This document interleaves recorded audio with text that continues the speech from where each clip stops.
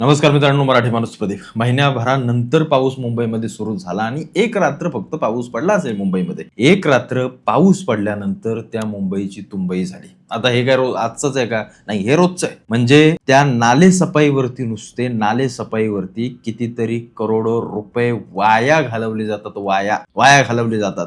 त्या गटराच्या घाणीतून पैसा कमवणारे काही मुंबईमध्ये विशिष्ट नेते बसलेत किंवा काही कंत्राटदार बसलेत, त्यांना चालवणारे काही राजकीय लोक बसलेत. ती फक्त या सगळ्या गोष्टीच करते आणि तिथून पैसा काढून घेते. आता याच मुंबईची दुसरी पण बाजू अशी आहे. मुंबई सरळ काय नुसता काय डोंगरावरचा भाग नाहीये. अनेक ठिकाणी उथळ भाग आहे, अगदी असा खड्ड्याचा भाग आहे आणि तिथं पाणी साठणं स्वाभाविक आहे. किती गटार साफ करा, काही करा, ती गोष्ट एका बाजूला. पण त्याच्या दुसऱ्या बाजूची जी काही मुंबई तुंबतीये, म्हणजे हा सकल भाग जो काही असेल तो अत्यंत एक मी म्हणतो 20-25% असेल फक्त मुंबईमध्ये. पण बाकी ठिकाणी काय? बाकी ठिकाणची अवस्था काय? नक्की गटार साफ केली जात आहेत का? कुठून तो जो काही कचरा त्याच्यामध्ये आहे तो काढला जातोय का? नाही काढला जात. अनेक ठिकाणी नाही काढला जात. मेनहोल्स असतील, बाकी सगळी गटारांची झाकणं असतील, गटारांचं स्ट्रक्चर असेल, त्याचा आर्किटेक्ट असेल किंवा ते इंजिनिअरिंग, सगळ्या काही गोष्टी ज्या ज्या महत्वाच्या असतात शहरासाठी, त्या सगळ्या गोष्टी केल्या जातात का? नाही केल्या जात. ना 25 वर्षामध्ये या उद्धव ठाकरेंच्या शिवसेनेने आतापर्यंत काय व्यवस्थित केलं ना. आता हे 2-3 महिन्यापासून 4 महिन्यापासून बसलेले भाजपचं सरकार या सगळ्या गोष्टींकडे जातीने लक्ष देत आहे. म्हणजे मुंबईचा महापौर त्या ऋतू तावडे, आता एक गोष्ट ऐकून घ्या, त्या ऋतू तावडेच्या टेबल कधी बघितलाय का? गणपती, स्वामी समर्थ, इकडे जैनांची मूर्ती, इकडे अजून कशाची काय 5-10 देव लावलेत. 5-10 देव. काय तुम्ही काय महापौर आहात की काय? कुठले काय बुवा बिवा, बाबा बिबा, त्या साध्वी बिदवी काय तुम्ही काय साधू पण घेतलंय की काय? जे काम करायचे ते सोडून नको असल्या गोष्टी. बरं, यांचा काही दोष नाहीये, यांना चालवणारे बरेच आहेत. म्हणजे महापौरच्या खुर्चीच्या बाजूला त्याला दुसरेच कोण असतात? तो किरीट सोमय्या, ते तिकडे अमित साटम, अजून ते बाकीचे आशिष शेलार, ही सगळी त्यांच्यावर. अरे ते महापौर आहे, त्याला त्याचे निर्णय घेऊ द्या, त्याला त्याचं काम करू द्या. म्हणजे यांचं काय झालंय की हर गोष्टीला साहेब काय ते करू का, काम करू का मी, कसं काय तुम्ही सांगाल तर मी करेन, नाही तर काही हरकत नाहीये. या असली परिस्थिती आणून ठेवली. असली परिस्थिती त्या गुजरात्यांची, मारवाड्यांची नाही तर कशाची मुंबई झाली. तो लोढा आणून ठेवलाय उडायला आपल्या मराठी माणसांवरती. त्याला कुठलं तरी वेगळंच हे सुटलंय. कबुतरांचं काय, त्या पांढऱ्या पट्ट्यांचं काय, आणि ते तिच्या आयला बिल्डर आहे तो बिल्डर. उद्या कधी तुमच्या हातातून मुंबई तुमची काढून घेतली त्याला कळणार नाही.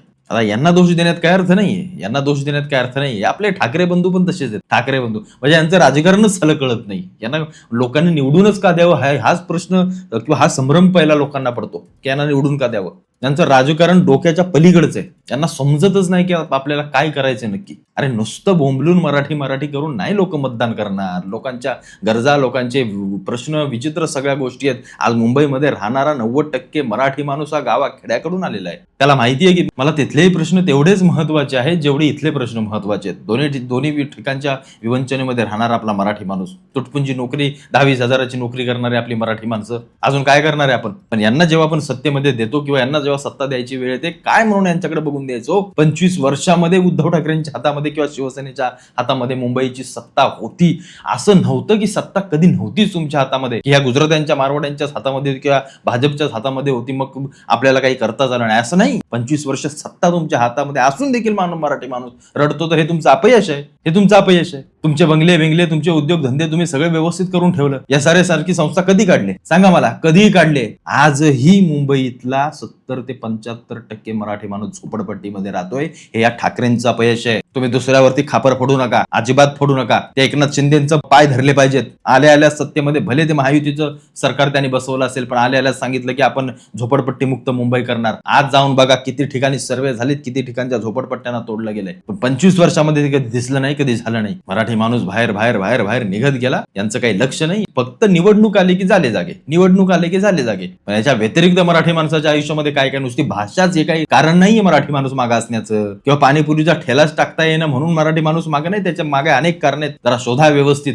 तुम्ही वरून खाली बघताय, तुम्हाला काय माहिती खाली काय चाललंय ते. आणि या सगळ्या गोष्टींचे परिणाम म्हणून आज ही सत्ता, जी शिवसेनेचा भगवा होता, मी ओरडून त्यावेळेला देखील सांगितलं होतं, ओरडून की शिवसेनेची सत्ता ज्या दिवशी जाईल या धनुष्यबाणाच्या भागव्याची, त्या दिवशी मुंबई आपल्या हातातून खरी याच्यामध्ये निसटली जाईल. त्या राज ठाकरेंना भावाचा पुळकाला या सगळ्या निवडणुकीच्या काळामध्ये, अरे त्यांनी थोडा जरी विचार करून एकनाथ शिंदेच्या जरी मागे गेले असते ना, तरी आज भाजपला कुठेतरी पिछे हात घेऊन या लोकांची सत्ता तिथं बसवली असते आपण. पण नाही, त्या भावासाठी बाहेर पडले, त्याच्याच परत तंगड घालायला गेले. राज ठाकरेंसारखा इतका सुज्ञान माणूस राजकारण समजत नाही. मला विशेष वाटतं, म्हणजे मी 4-5 वर्ष मला काही बोलावंसच वाटत नाही या सगळ्या गोष्टींविषयी. एक एक चूक रोज रोज रोज रोज 30 ते संजय राऊत पहिलं काँग्रेसमध्ये होतो, काँग्रेसमधनं आता शिवसेनेमध्ये, आता शिवसेना काँग्रेसच्या मांडीला सगळं, कारण त्यांचे विचार डाव्या विचारसरणीचे.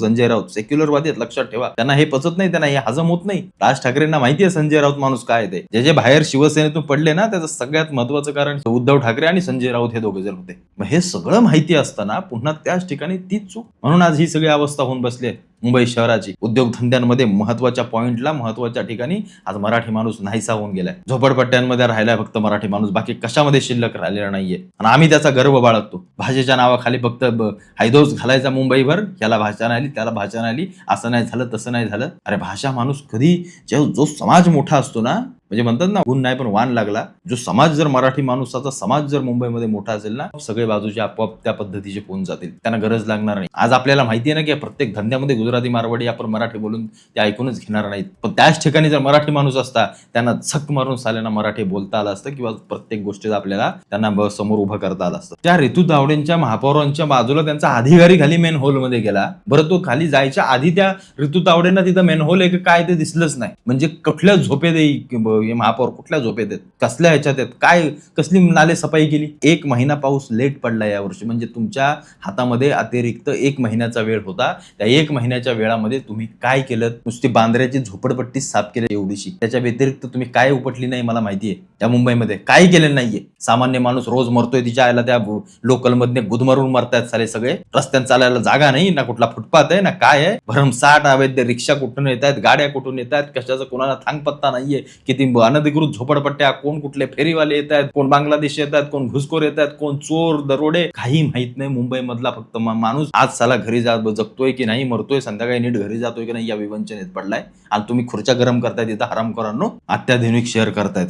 न्यूयॉर्क करायचंय, जपान करायचं, लायकी आहे का आपली तेवढी? जपान आणि न्यूयॉर्क, त्यांच्याकडे पैसा खाल्ला जात नाही, त्यांच्याकडे पैसा ज्या त्या कामाला वापरला जातो. आपल्या इथं बजेट आलं आपलं मुंबईचं 40,000 कोटीचं, नाही तर 50,000 कोटींचं, की टपले भडवे सगळे कमिशन खायला लगेच त्यातलं. मला द्या 500 कोटी, त्याला द्या 500 कोटी, याला द्या 1000 कोटी, एवढंच करण्यामध्ये सगळे. बघा ना यांची संपत्ती बघा. या हरामखोरांना झाडून काढा, सगळ्यांना झाडा यांची संपत्ती बघा. यांच्याकडे कुठून मी माया आली. तुम्ही आम्ही टॅक्स, ज्या काही गोष्टी भरतोय ना, पाणीपट्टी असो, ज्या काही गोष्टी, जो काही या मुंबईमध्ये जो कर जमा होतोय, ज्याही सगळ्या उद्योगधंद्यातून, प्रत्येक ह्याच्यातून हा जो काही यांच्या हातामध्ये जातोय, तो ज्या प्रकारे या शहरावरती पुन्हा लादला पाहिजे तो लादला जात नाही. लोकसंख्या तेवढीच आमाप वाढले, तेवढीच सगळी लोक येतात, तेवढीच राहत आहेत, त्यांच्यावरती पुन्हा तोच खर्च, पुन्हा त्याच सगळ्या गोष्टी. संताप येतो या सगळ्या गोष्टींचा, चीड येते की साला किड्यामुंग्यांसारखं आयुष्य झालंय आपलं मराठी माणसाचं आणि सगळ्याच या मुंबईकरांचं किड्यामुंग्यांसारखं आयुष्य झालंय. ज्यांच्या हातामध्ये 5-5 वर्ष सत्ता द्यायची, हे काय करतायत? भारतीय जनता पार्टीच्या हातात लोकांनी सत्ता दिले काहीतरी बदल हवा म्हणून. का तर बाबा उद्धव ठाकरेंनी आता काय 25 वर्षामध्ये केलं नाहीये. बाळासाहेबांच्या काळामध्ये बऱ्याच गोष्टी गेल्या, पण ज्या यांना जमल्या नाहीत.